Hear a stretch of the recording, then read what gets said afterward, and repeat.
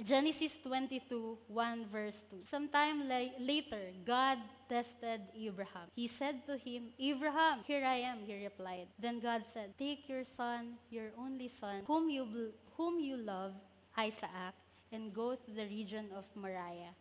Sacrifice him there as a burnt offering on the mountain I will show you." Sometime later, God tested Abraham. Maraming pagkakataon po sa life natin that the Lord is asking us, "Nak, i-sacrifice mo yan. Nak, ibalik mo yan sa akin. Nak, ibigay mo to. Nak, ganito. Nak, hindi to para sa'yo." May mga pagkakataon po na nilalaban natin. Isipin niyo po kung, "Lord, anak ko to eh. Mahal ko to.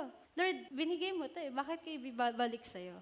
Abraham had to deny what he loved them. And the Lord is asking us right now, ano yung kaya mong isacrifice para ma-obey yung pinapagawa ng Lord? Hanggang saan mo kayang mag-follow? Hanggang saan mo kayang mag-obey? Hanggang saan yung kaya mong isacrifice para ma-follow yung instruction ng Lord? Hindi po hindi po basta anak lang. He prayed for it. Hiningi niya to kay Lord. Hindi to basta, hindi katulad ng 10 yung anak ko, "Sige Lord, bibigay ko yung isa." Walang hanash. Bibigay ko yung isa, 10 naman to, may 9 pa ako. Si Abraham, isa lang po.